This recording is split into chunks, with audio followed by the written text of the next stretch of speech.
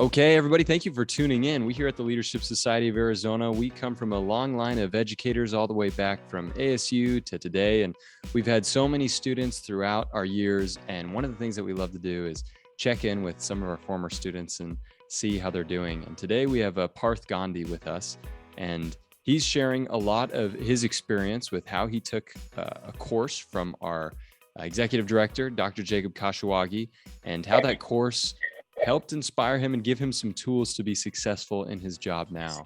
And so Parth works with a construction company, and he wears many hats, from project management to estimating to scheduling. But since he was hired, he's helped his company grow tremendously, from $3.5 million in revenue to $21 in revenue, and increase the size of the company significantly. So thank you so much for joining us today, Parth. We're excited to get to know you a little bit more. So tell me a little bit about your job now, what you do and how you got it. So I graduated December 2017, and then January 2018, my girlfriend actually came here to visit me from India, and we went out for a vacation for a month all around the country. And whenever we were in a flight or in a train or in a subway in New York, I used to just keep applying to companies from Indeed anywhere. And then she was leaving from here, and that's when I got a call from this company here. He just texted me. He's like, "Hey, I'm a young company. If you wanted, we can just talk about a few things." And I'm like, "Yeah, okay." And so he was like, "We're really small, so I don't want you to commit anything over a text or a phone call.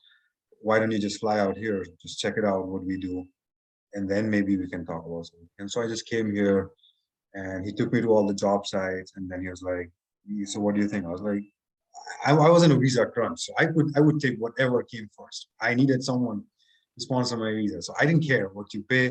If you can get me a sponsorship, I'll come. So I signed up, and we were like in this cabin, just a small cabin. It was just me and him, and an accounting lady who works from Texas. Her name is Sarah. And that's how we started. And so we just started, and then, so his name is John Wayne. He lives up to the name. He is very workaholic. He's been running this company for now 12 years. He started this company right in the middle of the financial crisis, 2010. He quit his job and he started this company. And since then, he's been working 17, 18 hours a day. He sleeps in the office. And so I saw him, and I started doing the same with him. We both used to sleep in the office, work, wake up, get some breakfast, come back to work again. That was a lot of times where we just left here. We have a whole wardrobe here too. We have a bathroom here. So you put in a ton of hours in the beginning, is what you're saying. Yeah, we were doing performance matrix right now, and he just said that you've put in 240% of the time in the last 4 years, and you were only expected to give 100%. And what about the company's performance line? How has it changed? What was it when you first came in, and what is it now? When I came in, I brought a very aggressive side of pushing things, getting paid, and the one thing that he said that I don't have and what you could bring is negotiation. He's too busy. He's like, "I'm too busy. I don't have time to negotiate. Someone gives me a price, go." So what I've brought in is aggression. If I have to pay more to get things done faster, done. I don't want to be stuck in this project for 6 months. If I can pay $20,000 and get out of it, I want that. That's going to save me a lot of cost in the next 4 months. Tell me about meeting Dr. Jacob and Dr. Dean in your grad program. It was a coincidence, actually. I did not want to take PMI, project management methodologist. I did not want to take it. I did not actually take that even. There was one course. I think I took one course, and I attended like a class, and I was like, "No, I probably am not ready for this advanced course." And so one of the guys told me that you should take I don't remember the name. He just told me that you should try taking up this course. This might get you ready for something that you're not ready for. Now, what were some of the major lessons you learned or takeaways you got from the course? So one thing I'm stuck with Jacob's statement is uh, everything in your life is a project. Your life itself is a project. So when you talk about project management, you are also talking about managing your life. So whatever you manage in your life, if you try to put those same ideas and emotions and ideologies into managing your professional projects or anything, it's very similar. It's pretty much the same. You don't have to be two different people in your personal life and your professional life.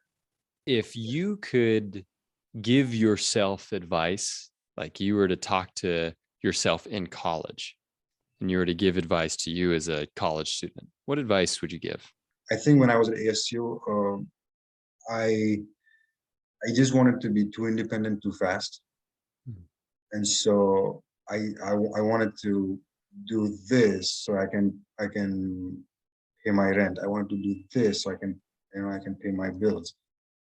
Where I had my father who could easily financially support me, but I did not want to do that. I just wanted to be independent too fast.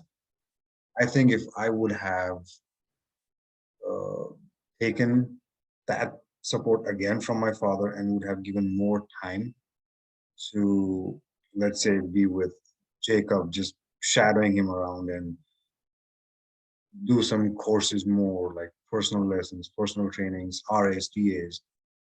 I think that would have helped me evolve professionally. I would be more ready here when I came. Hmm. I think if I would have spent more time with people like Jacob or D than being at a Burger King or a Subway store trying to pay off my bills, that didn't help me a lot. It just helped me pay the month of that bill. If I would have been with Jacob for 6 months, it would have helped me a lot. So Wow. it is one of the things that I think I've also learned from them, that if you have something right now that you have to suffer and that you know it's going to help you 5 years from now, I would rather do that than just get something and have comfort right now.